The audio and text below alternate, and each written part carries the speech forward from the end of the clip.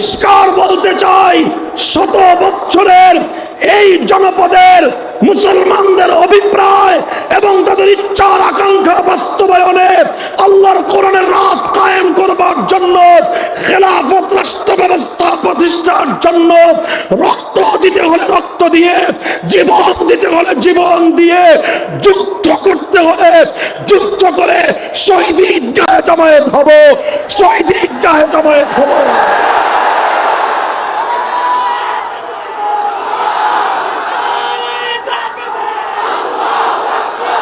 আল্লাহর কসম, যেদিন আগ্রাসন চালাবে সেদিন থেকেই জিহাদ প্রতিরোধ যুদ্ধ শুরু হয়ে যাবে।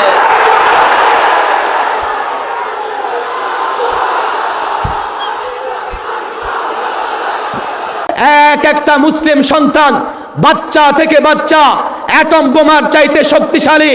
আল্লাহর কসম করে বলি, ভারত তাদের মিত্র ইসরায়েল একসঙ্গে হয়েও যদি কোনোদিন বাংলাদেশে আগ্রাসন চালায়, আল্লাহর কসম আগ্রাসন হবে বাংলাদেশে, ভারত টুকরা টুকরা হয়ে যাবে।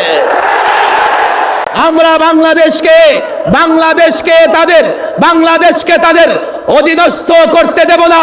আল্লাহর কসম করে বলি, ১৫০০ বছর আগে মদিনাতুল মুনাওয়ারাকে ইসলামী রাষ্ট্র প্রতিষ্ঠা করবার কারণে কাফের, বেঈমান, ইহুদি, নাসারা, মদিনার ভেতরের মুনাফিক, আহজাব, সমস্ত দল, সমস্ত গোত্র একত্রিত হয়ে মদিনা আক্রমণ করেছে।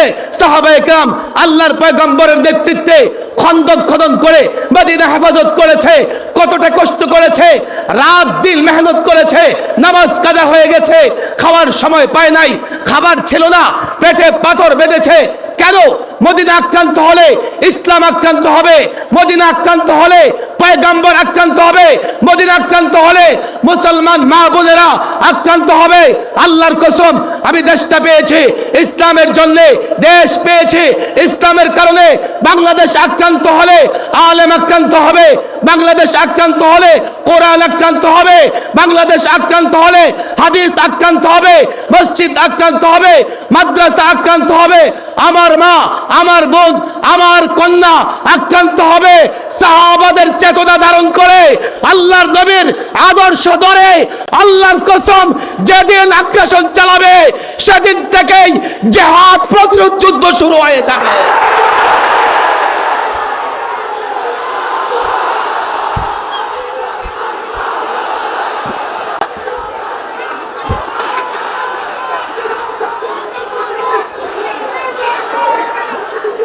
বাংলাদেশের সকল দল মাথা নত করতে পারে।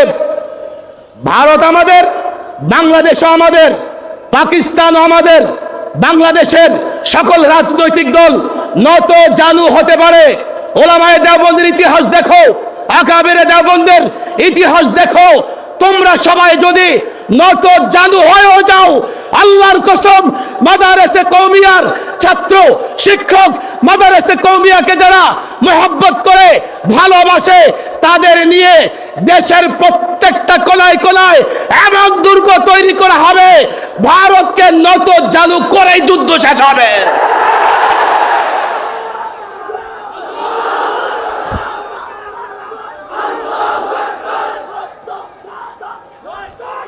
কথা একেবারে স্পষ্ট, বাংলাদেশ আমরা ইসলামের জন্য পেয়েছি। আমি নাস্তিক মুরতাদ ভারতের দাবেদারদের বলি, এমন স্লোগান দিও না যাতে বাংলাদেশের ইতিহাস, বাংলাদেশের ঐতিহ্য, বাংলাদেশের অস্তিত্ব বিনষ্ট হয়। একটা স্লোগান গত 16 বছরে অনেক আমরা শুনেছি, কয় ধর্ম যার যার, উৎসব সবার। এটা কুফরি স্লোগান। এটা আবার কখন দেয়? যখন মূর্তি পূজার সময় আসে। কুরবানির সময় এই স্লোগান দেয় না। মূর্তি পূজার সময় আসলেই কয় ধর্ম যার যার, উৎসব সবার। এর মানে এখন মূর্তি পূজার সময় এসছে, এ মুসলমান সন্তান, এই উৎসবটাও তোমাদের, তোমরাও গিয়ে মূর্তি পূজা করো। হ্যাঁ, আমরা এতটুকু সহনশীল, ধর্ম যার যার, রাষ্ট্র সবার। ধর্ম যার যার, আমরা এক্ষেত্রে সহনশীল। আমরা ভূখণ্ডটা ইসলামের জন্য পেলেও আমরা অন্য কোনো ধর্মের লোকদেরকে দেশ ছাড়া করতে চাই না। আমরা চাই সব ধর্মের লোকেরা সহাবস্থান, সব ধর্মের লোকেরা এদেশে ভালো থাকবে, কিন্তু এর মানে এই নয় তোমরা আমাদের ঈমান ইসলামে আঘাত করবে। আরে ধর্ম যার যার, উৎসব সবার, একটা কুফরি স্লোগান দিয়ে জাতির যুবকদের ঈমান নষ্ট করতে পারো না। আশ্চর্যের বিষয় হলো ছাত্রলীগ, যুবলীগ, স্বেচ্ছাসেবক লীগ, কৃষক লীগ, আওয়ামী লীগ দল করবার কারণে এই স্লোগান তারা দিয়ে যাচ্ছে। একবারও চিন্তা করে না, আরে এই উৎসব যদি আমার হয় তাহলে কি আমি দুর্গার পূজা করব? এই উৎসব যদি আমার হয় তাহলে কি আমি মূর্তি পূজা করব? একবারও তারা চিন্তা করলো না। দলের কারণে, নেতার কারণে, ক্ষমতার লোভে তারাও কুফরি স্লোগান দিল। এটা শুধু কুফরি স্লোগান নয়, এটা দেশ বিরোধী স্লোগান। এটা শুধু দেশ বিরোধী স্লোগান নয়, এটা ভারতের তাবেদারদের স্লোগান। এই স্লোগান দিয়ে মূর্তি বানিয়ে যেহেতু উৎসব সবার, চলো মূর্তি বানাও। মূর্তির উৎসব কোন দল, কোন ব্যক্তি মুসলমান হলে সে কখনো মূর্তির পূজা করতে পারে না। এর মানে এই নয় যে আমরা যারা সংখ্যালঘু সম্প্রদায় আছে আমরা তাদের বিরুদ্ধে অবস্থান নেব, কোনোদিন নেব না। অনেক কথা, ফাইনালি কথা হচ্ছে 5ই আগস্টের ছাত্র জনতা রক্ত দিয়ে এই দেশটাকে পুনরায় স্বাধীন করেছে। আমরা এই দেশটাকে স্বাধীন ধরে রাখবো তো ইনশাআল্লাহ। দলে ভিড়িয়ে ফেলবে, তুমি নিজের অবস্থানে ঠিক থাকতে পারবে না। তুমি নিজে ইসলামের পক্ষের দায়ী হও, ইসলামের সৌন্দর্যের পক্ষের দায়ী হও, তাহলে টিকে থাকতে পারবে। তুমি নিজে মুবাল্লিগ হও, নিজে মুআল্লিম হও, নাহলে নানা রকমের ফিতনা যা দেখা যায়, আমরা কিন্তু এই ফিতনা থেকে নিজেদের হেফাজত করতে পারবো না। এই জন্য প্রত্যেকটা ছাত্র ও আসাদে কেরামের প্রতিও আমার বিনীত অনুরোধ, আমাদের যা মনে হচ্ছে আমরা সাধারণ মানুষকে আমাদের কাজে জড়াতে পারছি না, এই জন্যেই যে আমরা সাধারণ মানুষের মধ্যে ইসলামের সৌন্দর্য তুলে ধরতে পারতেছি না। আমরা ইংরেজি শিক্ষায় শিক্ষিত যারা, তাদের মাঝে দিন তুলে ধরতে পারতেছি না। অথচ সেকুলারিজমে আক্রান্ত ইসলামী শিক্ষায় শিক্ষিত কেউ না।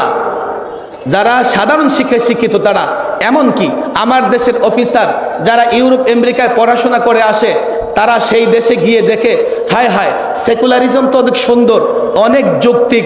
সেকুলারিজম যদি প্রতিষ্ঠা হয় আমরা ধনী হয়ে যাব। সেকুলারিজম যদি প্রতিষ্ঠা হয় ধর্মে ধর্মে মারামারি থাকবে না।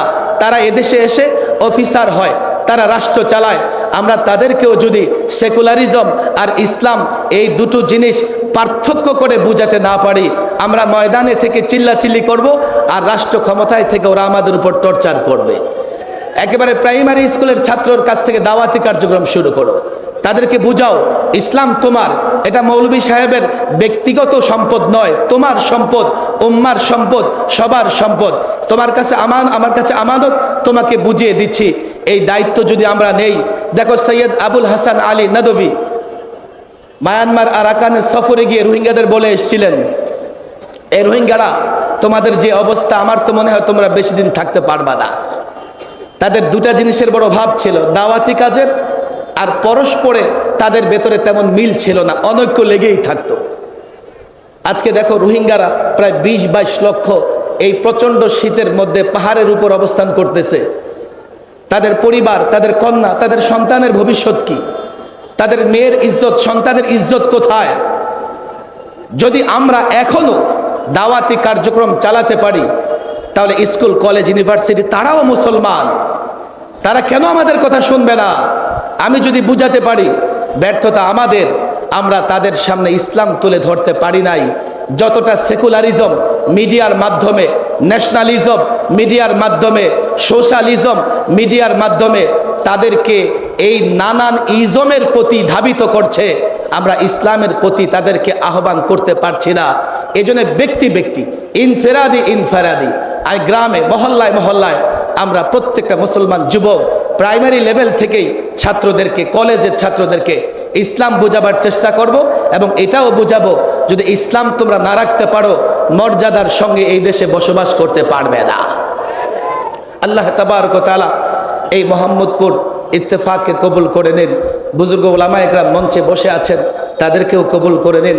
আলোচনা চলবে, হযরত মাওলানা বন্ধুবর মাওলানা মামুনুল হক সাহেব উনি আলোচনা করবেন। এখানে অনেক মুরব্বীরা আছেন, তারাও হয়তো বক্তব্য রাখবেন। আমি অধম, আমি নগণ্য, মূলত আসলে শিরকত অংশীদারি হবার জন্যেই এখানে সামান্য আলোচনা করেছি। আমার যতটুকু বুঝে আসছে বলেছি। আমি আমার কথায় যদি সত্যবাদী হয়ে থাকে, দোয়া চাইতেছি আল্লাহ যেন এটার উপরে আমার অবিচল অটল রাখে। আমি যদি আমার কথাগুলোতে সত্যবাদী হয়ে থাকি, আমি সকলের কাছে সহযোগিতা চাই। আমি সহযোগিতা চাই মানে ব্যক্তিগত কাজে, আমরা সকলে মিলে যাতে এই দেশে কোরআন সুন্নাহর বিধিবিধান চালু করতে পারি, সেই চেষ্টা আমাদের সকলকে করতে হবে। আল্লাহ তৌফিক দান করুন। ওমা তৌফিকি ইল্লা বিল্লাহ ওমা আলাইনা ইল্লাল বালাগ।